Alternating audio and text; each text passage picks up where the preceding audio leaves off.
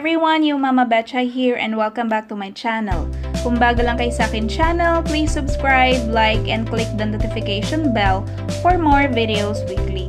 At kung bago lang kayo sa akin channel, please watch all of my videos before you raise questions or comments dahil almost all of the answers can be found sa aking mga videos. In today's video, sasagutin ko po ang frequently asked questions ng ating mga subscribers and I will also share to you another milestone ng aking online selling journey where I already earned the 3 million mark sa pagiging online seller ng Lazada platform.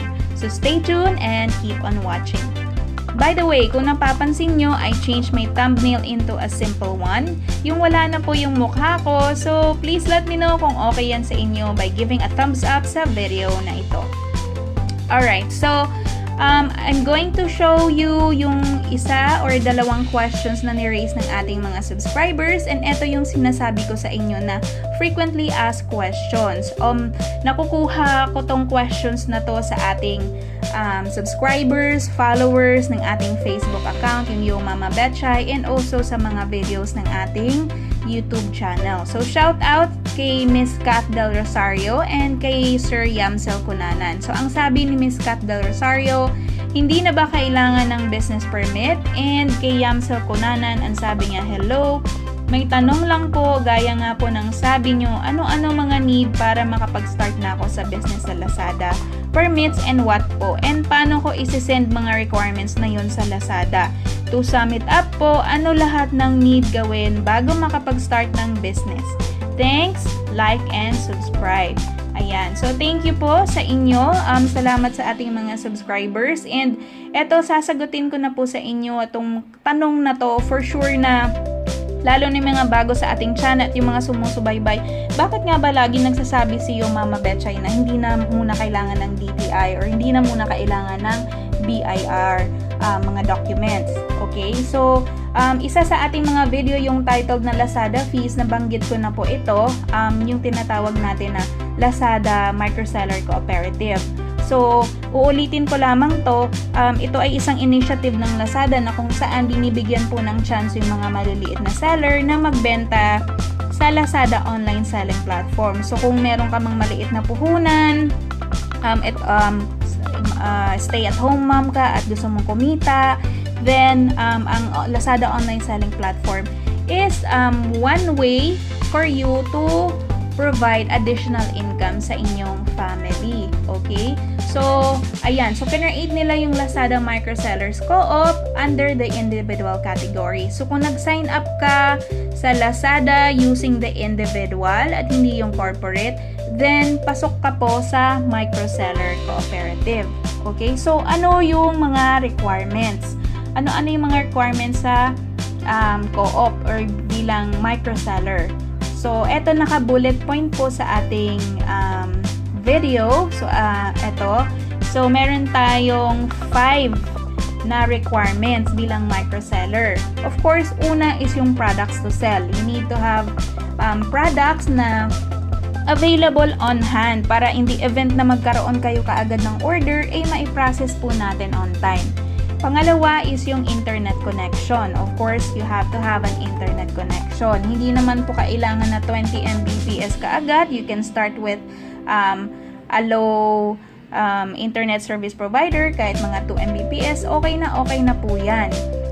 Also, pangatlo, we have email address and yung phone number. Email address, dahil upon sign up po sa Lazada Seller Center, kailangan po yan. So, it should be an active email address and of course, a phone number. With the phone number, pwede po yung mobile phone number. Okay? And then, we have here the fourth requirement is yung bank account. So, for bank account, sinasabi yung ATM, pwede po yan. Hindi po pwede yung GCash as of the moment bilang payout info or bank information. So, it has to be a bank account. Kung yung mga nagtatanong po, yung mama sabi, nagtatanong sila kung ano po yung hinihingi nila na bank documents. So, in my case po, ang ginawa ko lang is yung first deposit slip. I usually keep it po, yung mga ganyan transaction. So, ginawa ko, pinicturean ko lang and sinend ko, in-upload ko doon sa Seller Center account as bank document. Kung wala po kayo nun, you can take a picture yung front ng ATM nyo. Make sure that it bear your name. Okay? But do not send out the back picture for security purposes as per my suggestion. Okay? And then for national ID, any national ID po, as far as I know is okay. What you can do is upload, picturean nyo rin po ulit yung front and back ng national ID, and then upload nyo po sa profile nyo sa Lazada Seller Center account. Yung sa akin, what I submitted is yung driver's license. Kung wala kayong driver's license, passport is okay, TIN ID is okay, if you have yung voter's ID, I think tinatanggap po yan as long as kasama siya sa national ID. Pero kung meron po kayong mga concern in uploading these documents, please do not hesitate to contact yung ating Lazada partner support. Okay, so yan lamang po ang mga requirements bilang microseller. Ayan po. And then, yung tanong na, so, lagi kong sinasabi sa ating mga tutorials or sa ating mga videos na hindi pa. Okay? We are not going to submit a DTI or BIR as of yet. Diba? Lagi ko pong sinasabi na ganon. Bakit po? Dahil eventually po, kakailanganin nyo rin pong mag-submit ng documents na yan. Kung paano and paano natin, when natin malalaman, that is if you receive an email po. Okay? You are required to submit documents such as mayor's permit, BIR, DTI, if you have reached the 3 million mark na po na earnings with the Lazada platform. Yes, so today I'm going to show you yung email ng Lazada sa akin. Binanggit ko kanina yung milestone ng isang shop natin with the Lazada online platform. So I'm going to share to you the screenshot. Ito po siya. It's an email from the microsellers co-op ng Lazada. Actually, this email has been sitting on my spam folder. Okay, kaya hindi ko po siya na-check kaagad. It was sent October 18. Ayan. And anong petsa na po ngayon, 'di ba? So after 8 days ko pa lang siya na check yung email. So I suggest po that you also check your spam folder kasi baka meron sa inyo mga ka-sellers wherein hindi nagtataka kayo bakit hindi kayo naka-receive ng statement of account from the finance team or finance department. So make sure to check your spam folder. Minsan dun po siya pinapasok. Okay? Ayan. So let's just read through the email nitong Microsellers Co-op congratulating me for reaching the 3 million mark. Ayan. Sabi dito, highest achievement unlocked. Get ready to be a corpo seller. Okay? So this kind of email, ito pa yung matatanggap nyo pag na-hit nyo na po yung 3 million mark, and this is the only time that you are required to submit the DTI BIR documents. Okay? So sabi dito, hi, congratulations, your strong and consistent sales has made your shop reach a total payout of more than 3 million pesos.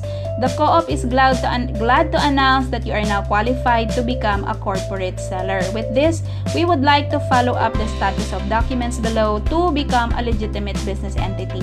DTI permit, mayor's permit, BIR certificate of registration o yung COR or DTI permit. Ayan. So, isasabit nyo lamang po sa finance department a photocopy and then i-upload nyo rin po ito sa seller center account. So, isi-switch na po yung co-op na account nyo into a corporate seller. So, ano yung mga benepisyo or what are the benefits of being a corporate or corporate seller? So, sabi dito, no more 1% co-op admin fee, compliance to the government's regulatory requirements, qualification for government-supported loans, trainings, and other benefits specific to MSMEs, and more reliable documentation to support business or personal loan, visa application, and other processes that require proof of self-employment.